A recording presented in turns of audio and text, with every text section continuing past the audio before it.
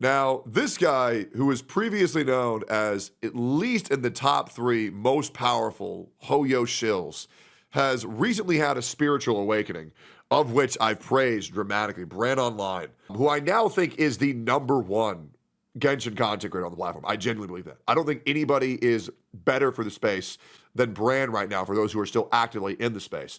So he's killing it right now, and the previous #1 Hoyoshill made a video called "How This Gacha Game Proved Everyone Wrong," and I would love to know, is this sponsored? It's not. All right, so he's talking about Wuthering Waves, so I would actually love to know how a Hoyoshill thinks about Wuthering Waves. When video games launch, they're supposed to be in this almost perfect state. You're meant to be able to load it up, lose yourself for hours upon hours, and have an incredible gaming experience. Yeah. But sadly, that's not the case, especially in today's day and age. True. There's been countless gacha games released over the past few years, with games like Genshin Impact, where on launch you could... Yeah, I'll be real, like, we're supposed to be in the golden age of gacha right now, but like, honestly, like, so many of them just suck ass. It's kind of insane, right? I think a lot of people are actually falling out of love with video games in general now, or maybe that's just me. Right? I feel like video games have just like lost my interest lately. Wuwa's not one of those. I'm actually playing that for fun offline, which has been really good for me, just to be able to fucking chill. I've been playing a lot of Mario Kart World, Wuthering Waves. Duet Night Abyss, I played the other day. I fucked with that shit hard. That was a fun fucking gacha game. But gacha games like a theory of research take too much time, but I look forward to every new Wuwa update. I will be playing Duet Night Abyss on launch. But yeah, I think I for sure now know that PvP gachas aren't for me, and I wish Brand Online would understand that him going alone into a forest with a bear is only going to end up in him having more tattered clothes. So somebody's got to help him with that shit. Barely even log in or download the game because it was that popular at the start of COVID. But in May 2024, Wuthering Waves had launched. With all the hyping up this game had, people calling it the Genshin Killer. But let's be honest, they were calling every new gacha game the Genshin Killer at that point. People were expecting perfection, or close to it. The game had had a couple of betas and people had tried the game, and honestly, it felt really, really good. It was supposed to be the next big thing. A sleek open world gacha game with a fast-paced combat and breathtaking visuals. But what players got was rough. It was really rough.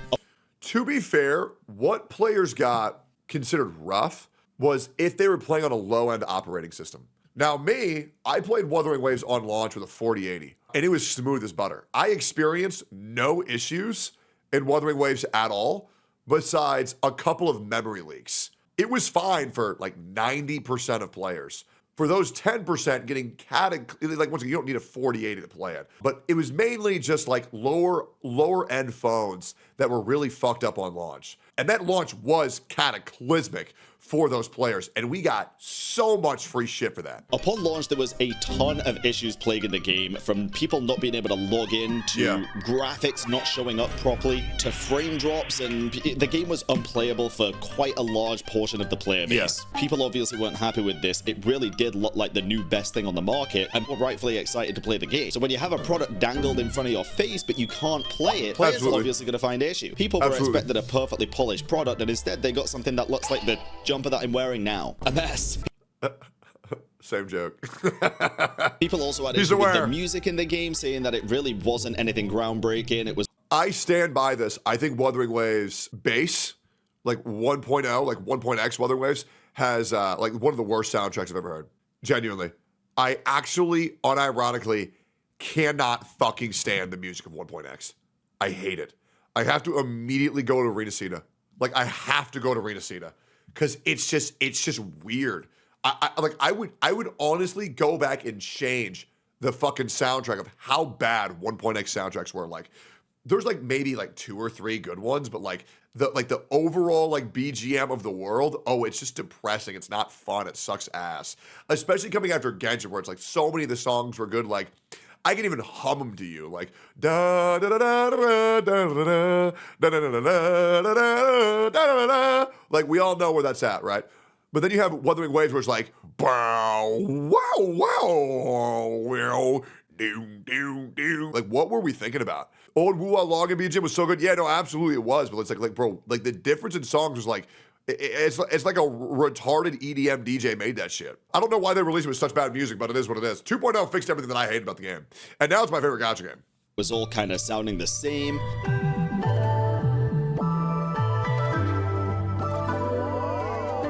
You see what I'm saying? The English voice acting felt robotic to say the least, especially with this one very famous scene of the female MC. Yang. Till we meet again. Oh no. Dear friends. Oh no. You're not going anywhere. Let him go! And if I don't? Freeze! Shut up!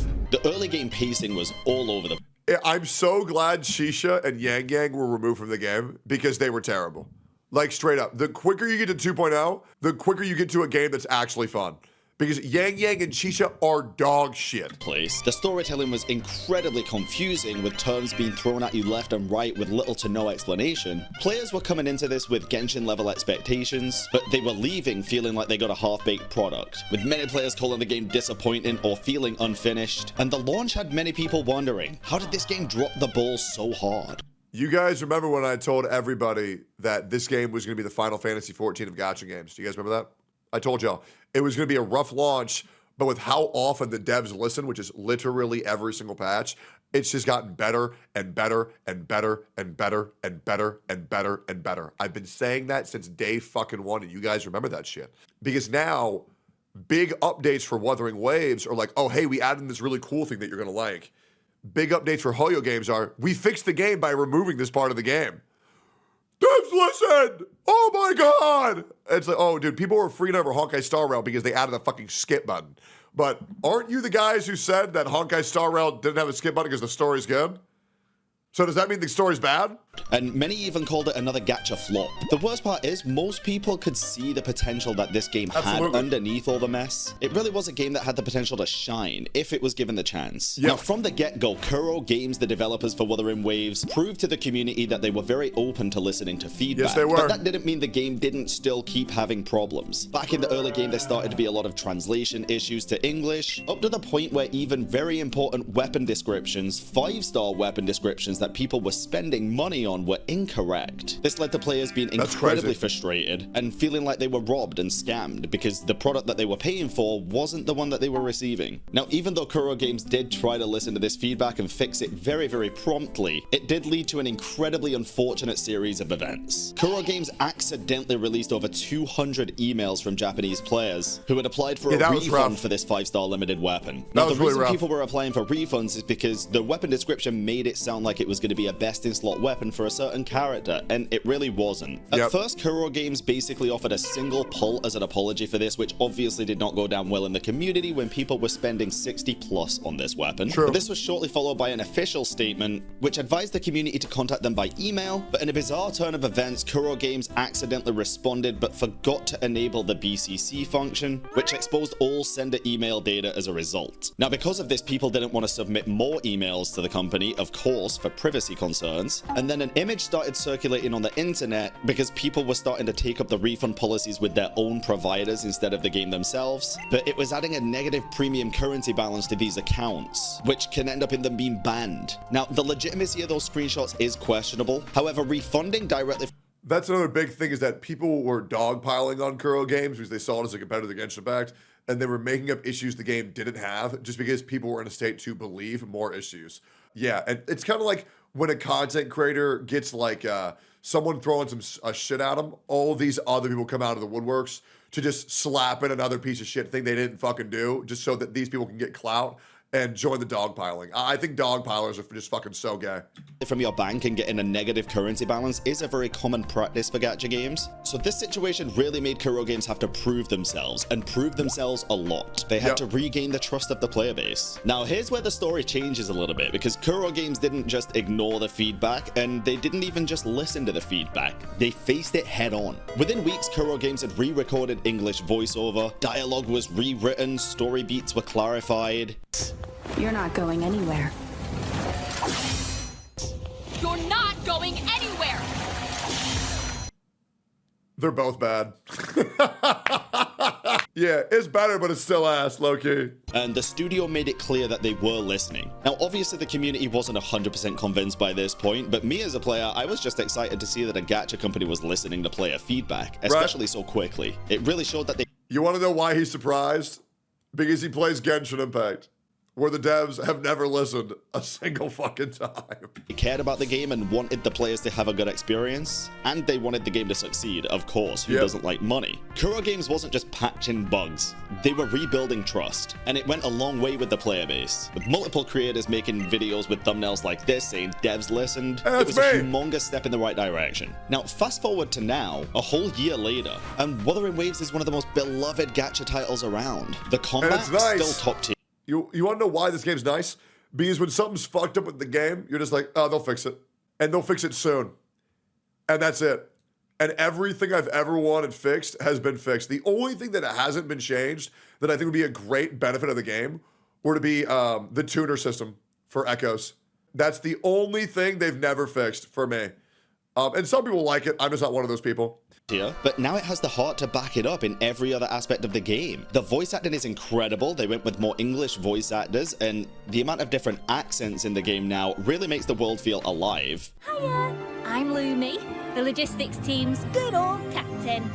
I head up the delivery team. The combat, like I say, is still top tier, absolutely amazing, but there's more forms of endgame to be able to show off your skills. And the music, don't even get me started on the music. The music took a 180, dude. It went from zero to hero. The music that you can hear in the background right now is from Wuthering Waves, and players who once uninstalled are now hooked on the game. New events are engaging, the story actually hits, and the devs just continue to deliver transparency and polish. They've started to do things to stand out from the crowd and other gacha games as well, like what from the outside might seem like simple things, but really makes a big impact, like mixing 2D art and 3D art in the animated cutscenes. They've made a lot of incredible changes. Now, the community gave Wuthering Waves a second chance, and it didn't just fix its mistakes, it showed the industry what a real redemption arc looks like. True. And don't get me wrong, that doesn't mean there hasn't been issues since, because there definitely has. There was an issue just a couple of months ago even, with backlash over censorship. People were very annoyed because a certain clothing item for a character revealed a little bit too much. And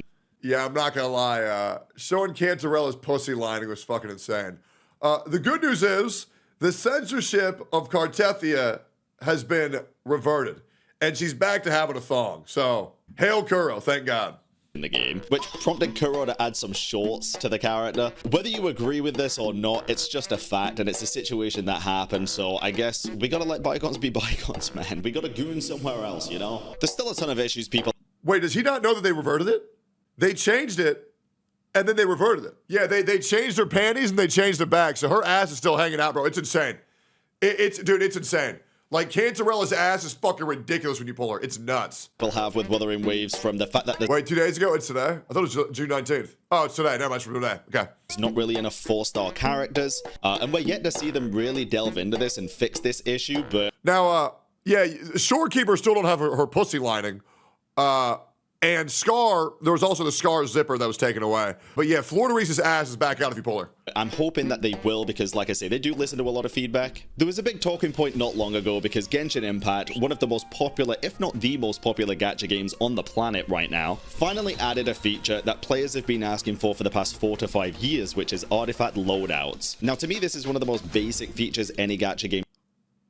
Well, they kinda got loadouts. They do this thing that Genshin does. They do what Genshin always does, which is they kinda give you what you want, but then they fuck up how to implement it. Yeah, it does not have what people were asking for, which was players get to decide the exact loadout. It lets you optimize what stats you want, but you can't pick the exact loadout that you want. So it's like Genshin loadouts, which means like Temu loadouts. Game should have. Yeah, RNG loadouts. When you have... Yeah, it's loadouts for their loadouts, yeah. So many characters with so many different builds. But Wuthering Waves added this first, and I don't know if that's because they're listening to the player base or trying to... I want to make it very clear, Wuwa is still the only, between Genshin and Wuwa, it's the only game that has true loadouts, which is you pick the ones you want, and then those are put in the game. Yeah, Genshin still has slowdowns. Get a one step ahead of Genshin, but either way, it's a really good thing to do. Like I say, this game is competition for Genshin and every other gacha game out there. And this is a very saturated market. You should see the amount of gachas there is. Isn't Genshin getting true loadouts tomorrow? Oh, he doesn't know. Yeah, no, they don't. They're not getting those. They're getting slowdouts. They're getting slowdouts. Yeah, they don't have real loadouts. There is no way where you put like, I want this loadout specifically. It's like you can choose the stats that you want your artifacts to have, and then it'll pick the artifact that co-aligns with that as much as possible. But there's still no like one-to-one loadouts for Genshin, unfortunately. They still don't really have true loadouts. I guarantee you don't even know about half But that's of them. Hoyo, But right? this was to aid a lot of people's frustration with the echo farming system too. The echoes in this game, which are basically artifacts, they give your characters extra damage, extra stats, and of course they have an RNG factor to artifacts. They give your Where the fuck did you even get these? Where'd you even get this B-roll from? This is the worst echo set I've ever seen in my entire life. characters extra damage, extra stats. Why the fuck are you showing B-roll of +0 echoes? I don't know. Ask my editor. Oh, okay. Yeah. Genshin didn't get loadouts. They got get outs because that's what people want to do when they see how fucking shit the company understood the assignment. They go, get out! Because they fucked it, man. F+. And of course they have an RNG factor to them. RNG meaning randomly generated number. This is a gacha game. You think that was just in getting the characters? No, it's in almost everything you do. And at the start of the game, people were really frustrated with the echo farming system. Now, me, I was perfectly fine with it because let me explain this to you. If you're not a min-max player, you won't care. If you're not a min-max player, it actually feels pretty good. Low-key, it actually feels pretty good. But if you're a sweat, it's going to feel terrible. And that's why I feel like they're not going to change them, because it really only affects the sweats. It does not affect casual play whatsoever. Games like Genshin Impact, you allot to a certain amount of resin, which is a time-based currency you get to spend on in-game items. This currency regenerates over time, but once you're out of it, that's pretty much it unless you want to spend money. And to get artifacts in Genshin, you have to spend that. So after you're out of that, you really can't farm anything anymore. In Wuthering Waves, the echoes, which are artifacts in this game, were endlessly farmable. Even to this day, you can just go around the open world and kill enemies and they can drop these. It makes it so much easier, in my opinion, to build characters, and even if it's more time consuming, at least you have the option to spend that time on it. But a lot of players had criticisms of this, saying that they were too hard to get and the stats were too all over the place. It was too hard to get the right artifact that you needed. To which Kuro Games obviously listened to the player base, because tell me a time that they didn't, and added the ability to do things like change the main stat with certain items, making it easier to build characters, and adding more databank levels to give a higher... Yeah, the change of the main stat thing didn't matter at all for hardcore players, but for casual players, it is quite nice. Saves you a lot of time. A chance of being able to get the echoes and get the right echoes and the right rarity of echoes. Now, a lot of that might sound like mumbo jumbo to you, but just know the biggest thing here is that they're listening to player feedback, and it is going a long way. To fix a lot of the problems, Wuthering Waves was incredible. Holy fuck, time skip 18 years. Bro, outfit swapped. Bro, give me a countdown timer next time that's gonna fucking happen. Bro, my immersion's broken. Incredibly generous, even giving away free 5-star characters, which was almost unheard of in popular gacha games. Very important addendum. Not just a free 5-star. Because actually a lot of gacha games do that. They give away free 5-star standard characters all the time. They gave away a premium banner unit for free that was top tier. A free tier 0 banner, premium banner unit. Which I believe Honkai Star Rail did that with Dr. Ratio. But Dr. Ratio fell off very quick. Zheng Liao is still good today, which is crazy because we got him almost like 9 months ago. They gave away tons of pulls, but then a couple of months ago, their anniversary comes along, and people had set expectations based on these. Yeah, Ratio felt like shit about 3 patches, or maybe even 2 patches later. But Ratio as a character is cool as fuck. Apologies that the game had given in the past. That's true. Genshin got Aloy. We got a free tier F unit. Man, that's big. And for a lot of people, the anniversary was incredibly disappointing. They didn't give anywhere near as many rewards as people were expecting. Yeah. People were expected a free 5-star character, and not only that, but one of the brand new limited 5 stars for free. And expectations were set way too high. Now, is that the fault of the player base or the company? I honestly think it was a little bit of both. I think the problem is that people are used to anniversary patches coming out with new version updates, but this was an anniversary patch that came out on a filler patch, and that's what sucked, because the content of 2.3 blew ass. Now, it looked like it had some promise, and then we played it, and then it was shit, unfortunately. 2.3 was fucking terrible. But if the anniversary patch came out for 2.4, which was the new version update, like the big one, then everybody would have been fine. but it just came out like mid rewards on a bad patch. Oh, it felt so bad, guys. It felt so bad. For being so generous in the past. That's for you to decide. A lot of people were considering this a regular WoW patch and saying it really didn't feel like an anniversary at all. They weren't really celebrating anything. Yeah, fair. The majority of complaints were towards rewards. But man, 2.4 made up for it so hard. 2.4 blew my fucking mind. It's still blowing my fucking mind. Patch itself looked fantastic. But again, Wuthering Waves did what Wuthering Waves do, and they apologized. And they gave more rewards as an apology for falling short. Which, to be honest, not many people were surprised about. And some people even had a conspiracy that this was their plan all along. Yeah, let's make our company look bad so then we can make it look good. Why wouldn't they just want to make it look good intentionally? These conspiracy Andes are so fucking dumb. So that they would yet again be known as the devs who listen to feedback. I, along with many others, are kind of just appreciative now that they do listen, and the game continues to improve tenfold. In a world full of rushed gacha launches, this game proved that listening, learning, and respecting your players really is still a driving factor that matters a lot in this industry. Absolutely. Wuthering Waves went from a cautionary tale for a lot of people to a community fan favorite, and not every game gets a second chance, and even fewer make the most of it, but this one did. Did you stick with the game through the storm, or are you just now thinking about diving in? Either way, Wuthering Waves kind of proved it's not about how you start, it's how you finish. That's what she said. Good one. I stuck through it. I did think about quitting WoW during 1.2 though. I'm very quick to not play a game if it starts to suck, but I stuck through it because I always give the games usually. I'm like, all right, well, let's see how 2.0 is. 2.0 blew my fucking mind. It's still great every single time I go live. It's nice. Card game's good. Loop is good. Cartethia is probably one of the greatest gacha characters ever released, and the future's looking bright. Great video, Brand. Like, comment, subscribe.